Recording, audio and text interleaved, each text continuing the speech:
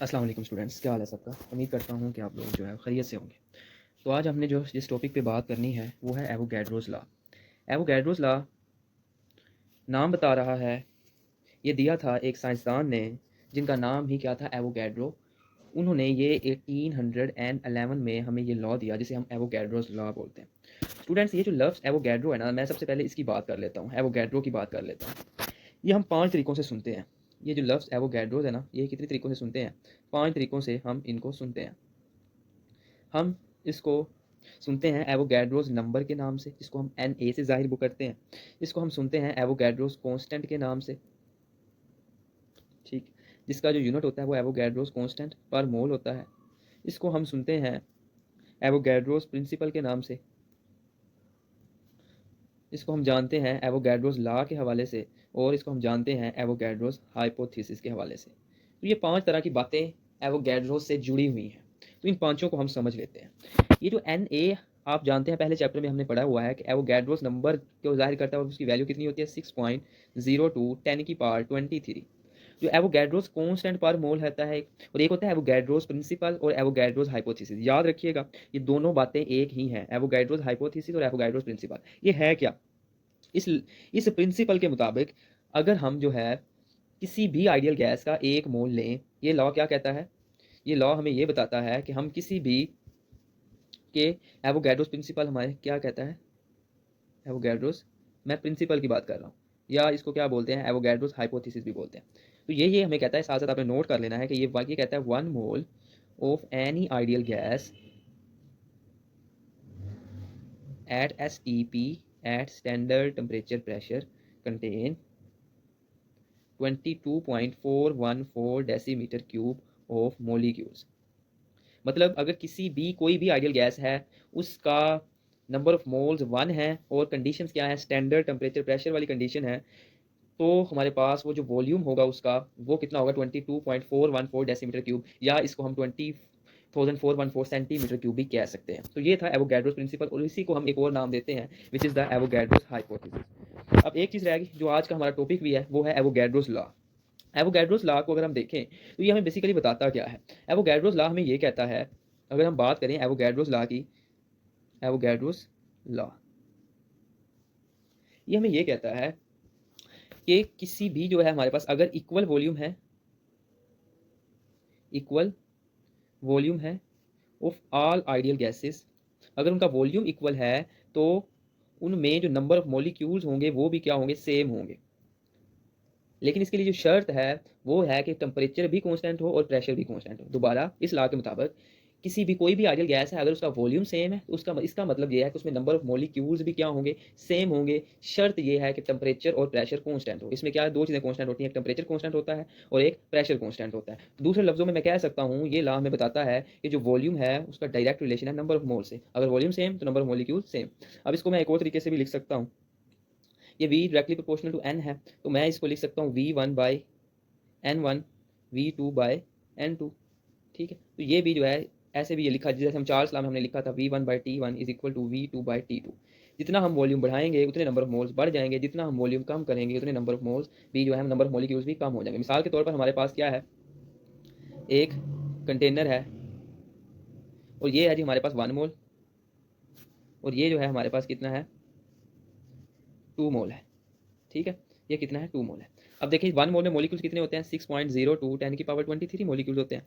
और जबकि 2 मोल में जो मॉलिक्यूल्स होंगे वो क्या हो जाएंगे, डबल हो जाएंगे, वो 2Na हो जाएंगे, मतलब 1, ये 12.04 मल्टीप्लाई बाई 10 की पावर 23 बन जाएंगे। तो हमने ये देखा जैसे जैसे हमने मोल बढ़ाए उनमें नंबर ऑफ मॉलिक्यूल्स भी क्या हो गए, बढ़ गए। तो साबित ये हुआ कि वॉल्यूम का डायरेक्ट रिलेशन है नंबर ऑफ मोल से। ठीक है, तो ये बेसिकली इसकी क्या है, स्टेटमेंट है। अब यहाँ पे अगर हम थोड़ी सी एग्जांपल्स लें, यहाँ पे अगर मैं इसको थोड़ा सा रेस करूँ, मिसाल के तौर पर हमारे पास 1 मोल है ऑक्सीजन का, ये बराबर होता है 32 ग्राम के, और इसका जो वॉल्यूम होता है वो 20.414 डेसीमीटर क्यूब होता है एट एसटीपी। ये हमें किसने बताया था, एवोगैड्रोस प्रिंसिपल ने कहा था, चाहे दुनिया की जो मर्जी आइडियल गैस हो, अगर उसका 1 मोल है और कंडीशंस क्या हैं, एसटीपी है, स्टैंडर्ड टेम्परेचर प्रेशर है, तो तब उसका वॉल्यूम इतना ही होगा, 22.414 डेसीमीटर क्यूब होगा। मिसाल के तौर पर एक और हमारे पास गैस है, 1 मोल ऑफ हाइड्रोजन गैस है, उसका मैस देखें वो है 2.016 ग्राम, लेकिन उसका वॉल्यूम वही है 22.414। तो साबित ये हुआ कि जो वॉल्यूम ऑफ गैसेज हैं वो डिपेंड करती हैं नंबर ऑफ मोल्स पर, ना कि मैसेज पर। तो मैं यहाँ पे लिख लेता हूँ कि वॉल्यूम ऑफ गैसेज जो हैं यहाँ पे हमें इंडिपेंडेंट नज़र आ रही हैं ऑफ मोलर मैस, यानी कि मोलर मैसेज से क्या आ रही हैं, इंडिपेंडेंट नज़र आ रही हैं। मिसाल के तौर पर हमारे पास क्या है जी, मिसाल के तौर पर हमारे पास एक कंटेनर में हाइड्रोजन पड़ी है और एक कंटेनर में क्या है, ऑक्सीजन है। अब यहाँ पे हाइड्रोजन भी उतना वॉल्यूम कवर करेगी एसटीपी पे, और ऑक्सीजन भी उतना कवर करेगी। चाहे जो है हमारे पास क्या है, ऑक्सीजन जो है वो 16 टाइम्स हैवियर है देन दैट ऑफ हाइड्रोजन, लेकिन दोनों का जो वॉल्यूम है वो सेम ऑक्यूपाई करेंगे। इसकी रीज़न क्या है, what is the reason behind this concept, कि वाई हम क्यों कह रहे हैं कि यहाँ पे मैथ मोलर मैस जो है इनके वॉल्यूम्स को अफेक्ट नहीं करेगा। तो इसकी वजह यह है कि जो मॉलिक्यूल्स गैस के मॉलिक्यूल्स होते हैं ना, वो वाइडली सेपरेटेड होते हैं, एक दूसरे से काफ़ी दूर दूर होते हैं, और जो इनका ये डिस्टेंस है ना, ये इस मॉलिक्यूल एक गैस मॉलिक्यूल के डायामीटर से 300 टाइम्स जो है ग्रेटर होता है। मैंने क्या बोला दोबारा सुन लें, इसके पीछे रीज़न क्या है, ये एमसीक्यूज बन सकता है, पेपर में शॉर्ट क्वेश्चन आ सकता है कि वाई द मोलर मास जो है of an ideal gas not affect the volume of an ideal gas. तो इसकी रीज़न क्या है, क्योंकि गैसेज में मॉलिक्यूल्स क्या होते हैं, एक दूसरे के ज़्यादा दूर होते हैं, जो इनके दरमियान डिस्टेंस है वो 300 टाइम्स ज़्यादा होता है as compare to the diameter of the molecule. यही वजह है जो साइज होता है एंड मैस होता है of gas molecules don't not affect the their volumes. ठीक है, तो यही वजह है कि हमारे पास साइजेस और मैसेज जो है इसको अफेक्ट नहीं करते। ठीक है, तो हमने कंक्लूजन क्या निकाला, अगर इक्वल में मोल्स होंगे ऑल गैसेस तो वो क्या करेंगे, सेम वॉल्यूम ऑक्यूपाई करेंगे। ठीक है, तो ये बात होगी जी, ये था जी हमारे पास एवोगैड्रोस लॉ। ठीक है, इसकी हम थोड़ी सी अब हम स्लाइड्स को देखते हैं, थोड़े से क्वेश्चन हैं उनको देखते हैं। तो स्टार्ट करते हैं जी पहले से, यहाँ से। ये देखें जी, यहाँ पे पहला क्वेश्चन देखें, ये तीन आपको बलून्स नज़र आ रहे हैं जी। एक में हमारे पास एक बलून है 2 मोल्स और उसका वॉल्यूम नहीं दिया हुआ, दूसरा है 3 मोल्स और उसका वॉल्यूम है 30 लीटर। ठीक है, तो पहले हम इन दोनों को कंपेयर कर लेते हैं, इन दोनों को हम कंपेयर करते हैं। ठीक है, या इन दोनों को कंपेयर कर लो, फिर इसको इससे कंपेयर कर लेंगे। चलो पहले हम क्या करते हैं, पहले हम इन दोनों को कंपेयर करते हैं। हमारे पास फार्मूला क्या था, V1N1 is equal to V2 divided by N2। अब V1 हमारे पास वॉल्यूम 1 कितना है, V1 है जी हमारे पास, ये हमने फाइंड करना है। V1 हमने क्या करना है जी, फाइंड करना है। अब V2 कितना है हमारे पास, 3 मोल्स है, सॉरी V2 है हमारे पास 30 लीटर्स, और N2 कितना है, 3 मोल्स है। ये N1 उधर जाके मल्टीप्लाई हो जाएगा, वो कितना था 2 मोल्स। अब 30, ये जो है 30, 3 1 3 10 30, और ये हमारे पास कितना बन जाएगा, V1 कितना होना चाहिए, 20 लीटर होना चाहिए। तो यहाँ पे जो वॉल्यूम है वो कितना है, 20 लीटर है। ठीक है, तो 2 मोल्स कितना वॉल्यूम ऑक्यूपाई कर रहे हैं, 20 लीटर। 3 मोल्स कितना ऑक्यूपाई कर रहे हैं, 30 लीटर। जैसे जैसे मोल्स बढ़ रहे हैं वॉल्यूम जो है बढ़ रहा है। सिमिलर केस अगर हम इसी को कंपेयर करेंगे इसके साथ, अगर मैं इसी को, यहाँ तक आपको समझ आ गई होगी, अगर मैं इसी को जो है नेक्स्ट के साथ कंपेयर करूँ, इन दोनों को अगर मैं यहाँ पे कंपेयर करूँ, तो फार्मूला लिखेंगे V1N1 is equal to V2N2। V1 हमारे पास कितना है, V1 है 30 लीटर, N1 कितना है, मोल्स कितने हैं, 3 है। V2 जो है हमारे पास वो कितना था, 45 लीटर्स, और N2 जो है हमने क्या करना है, फाइंड करना है। ठीक है, अब यहाँ पे क्रॉस मल्टीप्लाई कर लें, ये इधर आ जाएगा, ये जो है हमारे पास वो उधर चला जाएगा, तो ये N2 ठीक है इधर आ गया। अब यहाँ पे क्या आ जाएगा, ये 45 है, ये 45 हो गया। ठीक है जी, ये 3 उधर जाएगा और ये 30 पे डिवाइड हो जाएगा। तो इस तरह ये 3 1 3 3 10 30, 2 5 10 और 9 5 40 और 2 1 2, 4.5 मोल्स बनेंगे। यहाँ पे कितना आंसर आएगा, 4.5 मोल्स। मतलब अगर हमारे पास 4.5 मोल्स होंगे तो वो 45 लीटर जो है वॉल्यूम ऑक्यूपाई करेंगे। तो हमने इस एग्जांपल में हमने देखा, जैसे जैसे हम नंबर ऑफ मोल्स बढ़ा रहे हैं वैसे वैसे जो है वॉल्यूम जो है गैस मॉलिक्यूल्स का इंक्रीज कर रहा है। तो ये एक एग्जाम्पल थी एवोगैड्रोस लॉ की। नेक्स्ट चलते हैं जी, ये देखें, ये हैं जी वो साइंसदान, द ग्रेट साइंटिस्ट, जिन्होंने 1811 में एवोगैड्रोस लॉ दिया। हमें ये बताया कि हमारे पास अगर 2 बालून्स हों और उसमें चाहे डिफरेंट गैसेस भी हों, लेकिन अगर कंडीशन सेम है तो वो इक्वली जो है वो उनका वॉल्यूम इंक्रीज करेगा। ठीक है, ये इन्होंने जो है हमें बताया, द ग्रेट साइंटिस्ट। ये देखें यहाँ पे मैंने लिख दिया है, यहाँ पे देखें, when temperature and pressure are constant this equation is used to compare difference. जब टेम्परेचर, और याद रखिएगा ये एवोगैड्रोस लॉ के लिए ज़रूरी है कि टेम्परेचर और प्रेशर कांस्टेंट हो। अगर ये चेंजिंग होगी तो फिर हमारे पास हम ये लॉ एप्लीकेबल नहीं हो सकता। तो ये हमने सारी चीज़ें लिखी हुई हैं। ठीक है, कि वॉल्यूम इसमें क्या होता है, डायरेक्टली प्रोपोर्शनल होता है अमाउंट ऑफ गैस के। वॉल्यूम जो है डिवाइडेड बाई कर देंगे अगर हम अमाउंट ऑफ गैस के, तो हमारे पास ये क्या आ जाता है, हमारे पास कॉन्स्टेंट आ जाता है, यानी कि V is equal to KN बनेगा ना, तो K फाइंड करना है तो हमारे पास V/N। पेपर में क्वेश्चन आ सकता है, the ratio of volume and number of moles is equal to constant. मैं दोबारा रिपीट कर रहा हूँ, बहुत इंपॉर्टेंट है कि the ratio of the volume divided by the amount of gas, ये हमारे पास किसके बराबर होती है, कॉन्स्टेंट के बराबर होती है। ठीक है, आगे चलते हैं जी। ये देखें, यहाँ पे देखें, उन्होंने एक एग्जांपल दी हुई है, यहाँ पे देखें जी, यहाँ पे वॉल्यूम कितना है 120 मिलीलीटर है, ठीक है, और यहाँ पे वॉल्यूम कितना है 360 मिलीलीटर है। अब देखें वॉल्यूम कितना था 120 मिलीलीटर, उसका नंबर ऑफ मोल्स देखें कितने हैं, इतने। इसका वॉल्यूम देखें 360 मिलीलीटर, उसके नंबर ऑफ मोल्स देखें कितने ज़्यादा है। तो हमने ये देखा जैसे जैसे हमने वॉल्यूम को बढ़ाया, नंबर ऑफ मोल्स क्या किया है, इंक्रीज़ किए, ठीक है। टेम्परेचर देखें, अगर हम यहाँ पे इसको मैं आपको गौर से दिखाऊँ, अगर इसको जूम करके टेम्परेचर देखें, यहाँ पे कितना है 200 केल्विन, और यहाँ पे भी कितना है तकरीबन 200 केल्विन है। टेम्परेचर यहाँ पे भी कांस्टेंट है और यहाँ पे भी कांस्टेंट है। प्रेशर देख लें जी, प्रेशर 100 मिलीमीटर ऑफ मरकरी है और यहाँ पे भी प्रेशर कितना है 100 मिलीमीटर ऑफ मरकरी। तो टेम्परेचर और प्रेशर दोनों कांस्टेंट है, सिर्फ उसने क्या चेंज किया हुआ है, वॉल्यूम को चेंज किया हुआ है, जिसकी वजह से नंबर ऑफ मोल्स भी क्या हो रहे हैं, चेंज हो रहे हैं, ठीक है। तो ये इसकी विजुअल एग्जांपल थी। यहाँ पे देख लें जी, तीनों बलून्स, तीन गैसेज हमें नजर आ रही हैं, एक में नाइट्रोजन भरी हुई है, एक में ऑक्सीजन है और एक में कार्बन डाइऑक्साइड है। अगर तीनों का जो है हमारे पास नाइट्रोजन का मैस कितना होता है, याद रखिएगा, यहाँ पे नाइट्रोजन का बलून है, इसका 40 ग्राम होता है, हालांकि 40 ग्राम नहीं होता, इसका कितना होता है मैस नाइट्रोजन का, वो 28 ग्राम होता है, ठीक है। तो ये यहाँ पे मिस्टेक है, यहाँ पे कितना आना चाहिए 28 ग्राम इसका मैस होता है। क्वांटिटी 1 मोल है, तो वॉल्यूम कितना ऑक्यूपाई कर रही है 22.4 लीटर। ऑक्सीजन का मैस इससे कम हो, इससे ज्यादा होता है 32 ग्राम, लेकिन वॉल्यूम उसका कितना है 22.4। सिमिलर केस कार्बन डाइऑक्साइड जो है हमारे पास मैस जो है कम है, मैस इसका सॉरी यहाँ पे कितना आना चाहिए 44 ग्राम आना चाहिए। मैस इनका इन तीनों से ज्यादा है, लेकिन वॉल्यूम ये भी कितना ऑक्यूपाई कर रहा है 22.4 लीटर। तो साबित ये एक ही बात हो रही है कि जो वॉल्यूम है of ideal gas it does not depend on the size and the molar mass of gas molecule, it is only depend on the number of moles of gas molecule, ठीक है।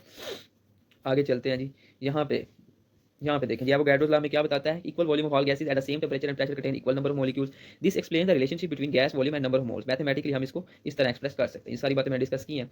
स्टैंडर्ड मोलर वॉल्यूम जो है हमारे पास क्या होता है, at standard temperature and pressure, कोई भी गैस हो वो इतना वॉल्यूम ऑक्यूपाई करती है, no matter the gas type, कोई मसला नहीं है, कौन सी मर्जी गैस होगा, इसका और एक मोल है और स्टैंडर्ड कंडीशन है तो वॉल्यूम इतना ही होगा। अगर रूम टेंपरेचर पे याद रखिएगा जो वॉल्यूम होगा वो 24 डेसीमीटर क्यूब होगा, ठीक है। मैंने क्या बोला, अगर रूम टेंपरेचर होगा तो उस पर कितना होगा 24 डेसीमीटर क्यूब होगा, ये बहुत इंपॉर्टेंट चीज़ है।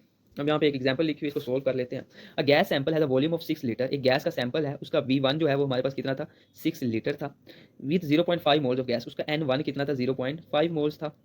The number of moles is increase to 1 mole, अगर नंबर ऑफ मोल्स जो है उसके इंक्रीज हो जाते हैं 1 मोल में, N2 कितना हो गया 1 मोल, तो वो कह रहा है कि V2 फाइंड करो। अब यहाँ पे बहुत ही आसान क्वेश्चन, हम क्या लगाएंगे V1 divided by N1 is equal to V2 divided by N2। आप ये फार्मूला लगाएं तो ये तो आपका क्वेश्चन हल हो जाएगा। इसमें फाइंड हमने क्या करना है V2 फाइंड करना है, वो उधर रह जाएगा, तो यहाँ पे क्या बनेगा V N1 multiply by N2 is equal to V2। यहाँ पे आपने सिर्फ वैल्यूज पुट करनी है तो आपके पास आंसर आ जाएगा। ये क्वेश्चन आपने सोल्व करना है और आपने मुझे जो है वो सेंड करना है, ठीक है, या इसका आंसर जो है नीचे कमेंट सेक्शन में लिख देना है, ठीक है। आगे चलते हैं, यहाँ पे रियल लाइफ एप्लीकेशन कुछ लिखी हुई हैं कि जब हम इनहेल करते हैं, जब हम सांस अंदर की तरफ लेते हैं तो मोर मॉलिक्यूल जो है वो एंटर होते हैं लंग्स में, जब एक्सपेंडिंग देयर वॉल्यूम, और उनका वॉल्यूम जो है वो क्या हो जाता है एक्सपैंड हो जाता है। जबकि एक्सेल करेंगे तो मॉलिक्यूल्स क्या होंगे डिक्रीज होंगे। जब हम सांस बाहर निकालते हैं तो जो हमारे लंग्स के अंदर मॉलिक्यूल्स क्या होते हैं डिक्रीज, जिसकी वजह से हमारा लंग वॉल्यूम जो है वो कॉन्ट्रैक्ट हो जाता है, छोटा हो जाता है। तो नंबर ऑफ मॉलिक्यूल्स डिपेंड करता है। बलून्स की एग्जांपल है कि जब हम गैस ज़्यादा इंक्रीज करते हैं बलून का साइज ज़्यादा हो जाता है और गैस सिलेंडर जो है follow Avogadro's principle in storage. Industrial gas volume are calculated based on Avogadro's law for storage and transport. जो एलपीजी और ऑक्सीजन टैंक्स होते हैं इसमें भी जो है हमारे पास कौन सा लॉ यूज़ होता है, एवोगाड्रोस लॉ यूज़ होता है उनको स्टोर करने के लिए, ट्रांसपोर्ट करने के लिए। यहाँ पे एक एमसीक्यू लिखा हुआ है, what is the volume of 2 moles of gas at STP. हमारे पास क्या है 2 मोल्स है, 1 मोल के लिए कितना वॉल्यूम था 22.414 डेसीमीटर क्यूब, और 2 मोल के लिए कितना होगा, इसको डबल कर देंगे तो हमारे पास 40.8 बन जाएगा। तो इसका आंसर क्या आना चाहिए, ये आना चाहिए। अगर यहाँ पे होता ना at room temperature and pressure, यहाँ पे RTP होता तो इसका आंसर क्या आना था 48 लीटर आना था। तो ये आपने दोनों कंसेप्ट जो है अपने जहनों में रखने हैं, ठीक है। आगे चलते हैं जी नेक्स्ट स्लाइड पे। If number of moles of gas is halved what happens to the volume. Simple question, अगर number of moles of gas half हो रहे हैं तो वॉल्यूम भी क्या होना चाहिए, हाफ हो जाना चाहिए।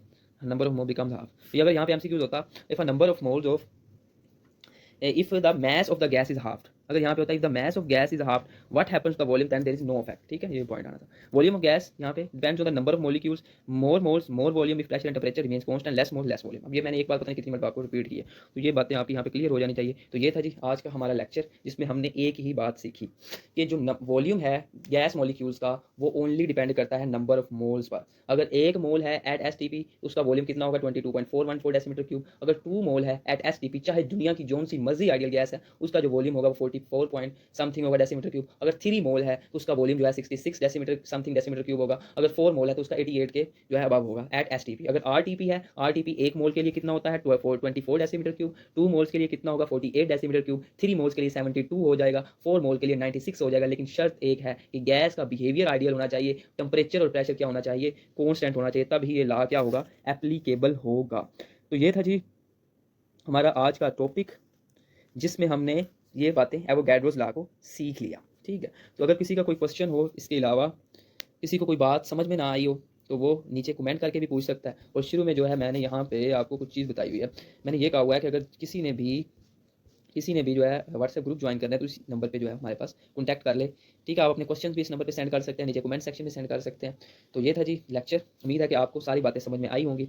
अपना ख्याल रखिएगा और अपने इस चैनल का भी। अस्सलाम वालेकुम।